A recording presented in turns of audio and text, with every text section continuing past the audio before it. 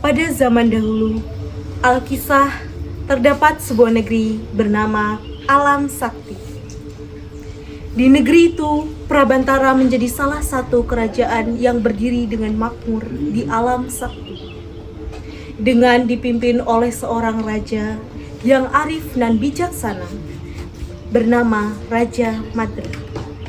Raja Madra memiliki sesosok putri yang bernama Sundari. Sundari yang tumbuh tanpa sosok ibu membuatnya menjadi lebih dekat dengan sang ayah. Ayah, mengapa ayah memilih menjadi raja? Karena ada desa yang harus kulindungi, ada rakyat yang harus kutuntun, dan seorang pemimpin harus bisa berdiri sebagai pilar utama Sundari. Tapi ketahuilah, raja sebenarnya bukanlah aku. Maksudnya ya? Kau akan mengerti setelah kau cukup dewasa nanti. Raja Madra memiliki seorang adik bernama Mandaraka. Diam-diam, Mandaraka selalu berusaha merebut dan mengambil alih kekuasaan kakaknya atas kepemimpinan Prabantara.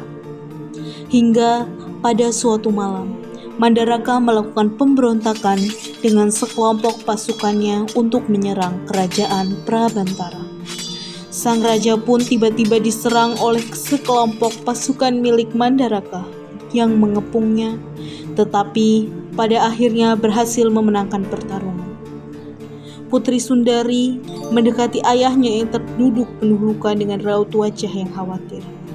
Raja Madra yang menyadari pemberontakan ini berusaha untuk melindungi putrinya.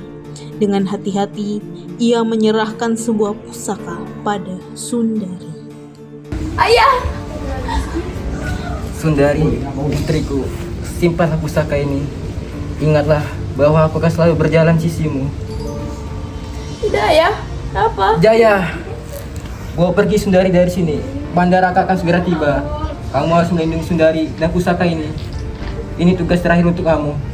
Baik, tuanku bisa mempercayakannya pada hamba.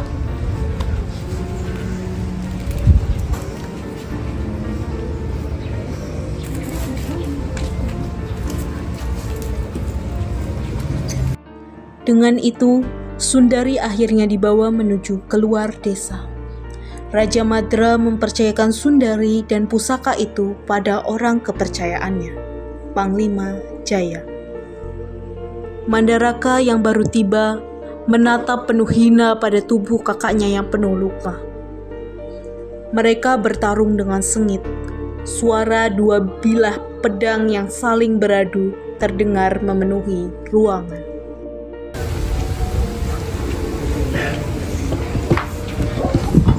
Apa yang kau lakukan, Mandaraka? Apa singgasana dan kota itu telah membuatmu gelap mata? Ya, setelah aku menjadi raja baru Prabantara, aku akan menguasai alam sakti ini. Sebelum itu, aku harus menyingkirkanmu dan merebut pusaka itu. Kau tidak akan pernah mendapatkannya. Calon pemimpin baru dan kekuatan pusaka itu adalah oleh-oleh yang kutitipkan untuk Prabantara. Suatu saat, calon pemimpin itulah yang akan membunuh Mandaraka. Dengan itu, pertarungan berakhir ketika Mandaraka menghunuskan pedangnya pada Raja Madra. Mandaraka menatap penuh kemenangan dan berjalan pergi dengan wajah yang angkuh. Dan di sanalah Raja Madra menghembuskan nafas terakhirnya. Sundari, yang kue gelam nunduk marang kawicaksanaan, langit bakal buka pituduhmu. 3 tahun berlalu, Prabantara yang dulunya makmur berubah drastis setelah Mandaraka menduduki kursi kepemimpinan. Raja yang kaya semakin kaya, dan rakyat yang miskin semakin miskin. Di sisi lain, Sundari dan Panglima Jaya hidup dengan penyamaran untuk mencegah pihak Mandaraka mengetahui keberadaan mereka. Mereka berkeliling dari satu desa ke desa lain, dengan Sundari yang sekarang hidup sebagai seorang penari. Apa Anda benar-benar tidak akan kembali ke Prabantara? Aku sudah mengatakannya berkali-kali, Panglima. Aku tidak akan pernah kembali. Saya mendengar kabar bahwa stabilitas desa menurun sejak Tuan Mandaraka menduduki kursi pemimpin. Saya pikir rakyat membutuhkan Anda saat ini, Nona. Aku tidak ingin membahasnya. Sebaiknya kita segera melanjutkan perjalanan. Baik. Suatu hari, Sundari mendapat tawaran menari untuk festival desa di kerajaan Tirasagara. Sang raja yang berbaik hati dengan memerintahkan 3 prajurit untuk mengawalnya menuju desa dengan selamat. Dikarenakan area menuju Tirasagara terkenal karena banyaknya bandit.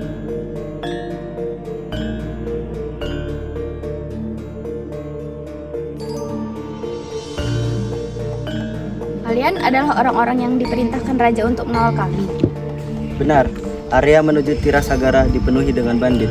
Jadi kami diperintahkan untuk mengawal kalian.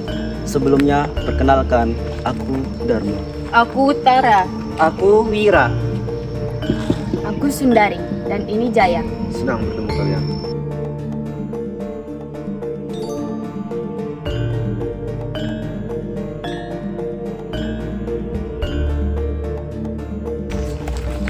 Nanti, serahkan barang-barang kalian. Siapa kalian? Kalian tidak perlu tahu siapa kami. Serahkan saja barang-barang bawaan kalian. Hei, lihat, gadis itu membawa keris yang kelihatan mahal. Bisa kita menjualnya? Tara, bawa Sundari ke tempat yang aman. Baik. Jangan harap kalian bisa kabur. Aku adalah lawan.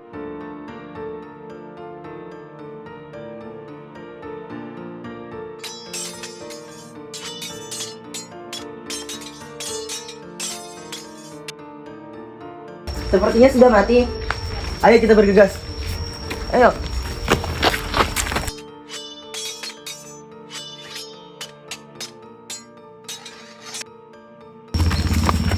Sebelum menyentuhnya, kau harus melangkahi mayatku dahulu. Kalau begitu, bersiaplah.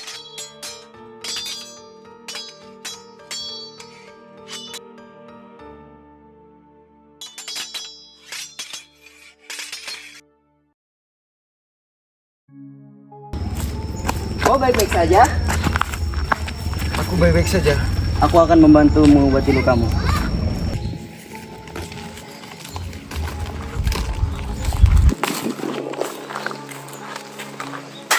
Mengapa kalian begitu mengkhawatirkannya? Dia akan baik-baik saja. Kok bercanda? Dia baru saja menyelamatkan nyawamu. Memang sudah menjadi tugasnya untuk melindungiku. Apa maksudmu? Sudah, aku baik-baik saja. Kita harus segera melanjutkan perjalanan.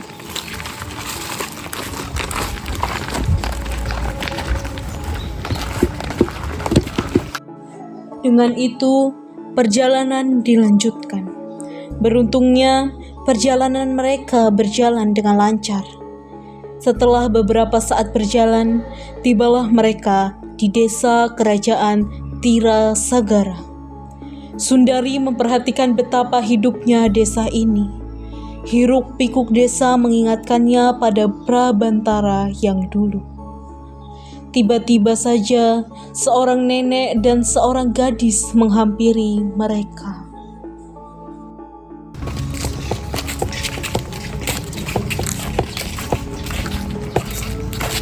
Bu Sumi, apa kabar? Bu, baik. Kalian agak terlambat. Apa ada masalah? Bu, tentu saja. Pasti karena bandit-bandit itu. Siapa mereka? Ini Mbak Sumi dan ini cucunya, Sekar. Salam kenal. Astaga, ini benar cantik itu ya? Cantik sekali. Saat ini, mereka sedang berkumpul di dekat pondok sederhana milik Mbok Sumi. Saat Mbok Sumi menyajikan salai pisang paling terkenal di desanya. Mbak, aku mau. Aduh, Kau belum membayar hutangmu minggu lalu. bulan depan Dharma yang bayar. Kau ini. Mereka menikmati salai pisang itu bersama. Sundari mulai merasakan sesuatu di hatinya, kehangatan, kerinduan, pada dirinya yang dulu, pada ayahnya, dan pada desanya. Keesokan harinya saat festival diadakan, riuh suasana memeriahkan desa itu. Sundari mulai menampilkan tariannya dengan anggun dan gemulai seperti yang biasa ia lakukan. Tapi kali ini ada kehangatan yang merayapi dadanya. Di sisi lain, di kerajaan Prabantara, suasana mencekam menggerayangi sebuah ruangan.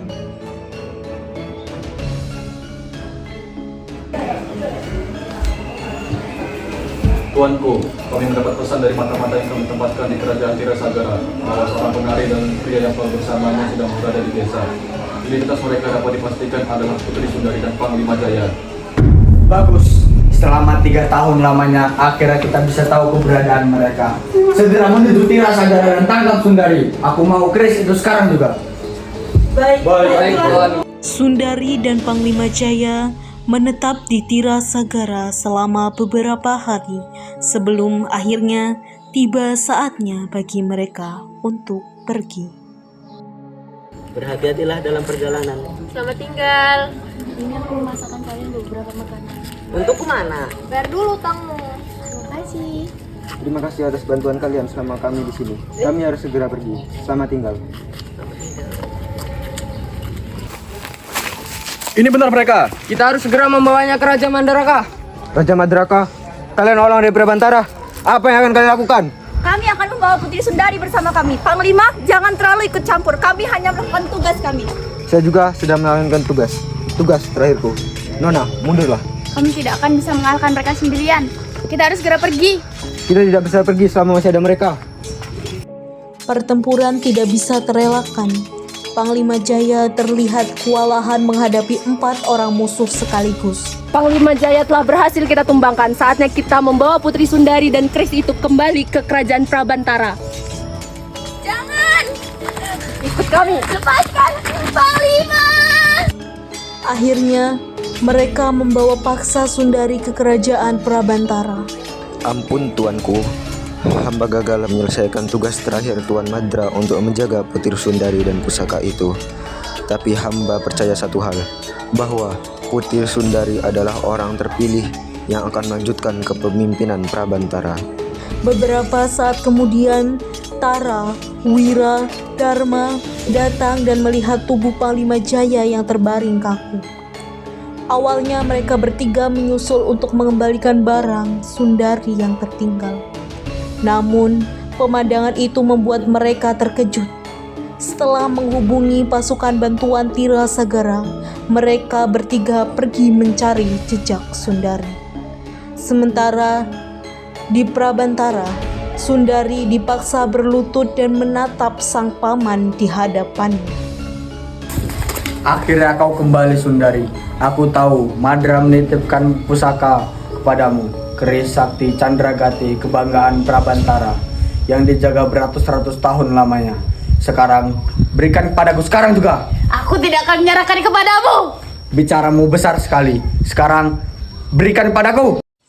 Sebelum Raja Mandaraka merebut paksa keris itu, Dharma, Wira, dan Tara tiba-tiba masuk ke ruangan dengan paksa. Mencoba menyelamatkan Sundari, namun gagal saat 4 prajurit Raja Mandaraka mengepung mereka, yang membuat mereka tidak mau harus bertarung. Sementara itu, Sundari berusaha melawan Raja Mandaraka yang ingin merebut kerisnya. Nyerah saja Sundari. Kau membutuhkan 100 tahun lagi lamanya untuk mengalahkanku. Aku memang anak kecil bagimu, Paman. Tapi anak kecil ini tidak akan membiarkanmu merebut tahta dan menindas rakyat lagi. Aku akan memimpin Prabantara dan melanjutkan mimpi ayahku. Bagaimanapun caranya, kau tidak akan bisa mengalahkanku. Keris leluhur jagat ingkang sinembah buka lawang rahasamu. Awak kuda di sawiji pusaka pepetang entus pepadang. Nadian tanpa suara simu kulo panggil. Ojo namung kandel besimu nanging uripe nyawa. Segera Sundari mengiluskan keris Candragati.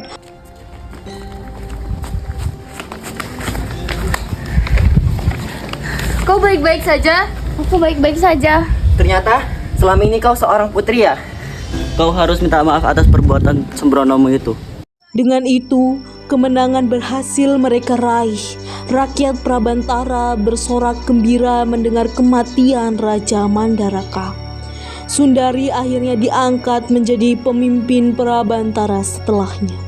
Sundari menatap rakyatnya yang bergembira atas kemenangannya dengan wajah yang haru. Ayah, akhirnya aku mengerti apa yang kau maksud sebagai raja yang sebenarnya. Raja itu adalah anak-anak yang bahkan belum tahu cara bertarung, tapi harus tetap tumbuh dengan harapan. Anak-anak yang akan meneruskan desa, masa depan yang harus dijaga. Aku akan hadir untuk melindungi raja-raja itu. Aku harap kalian melihatku dari atas sana, Ayah, Panglima.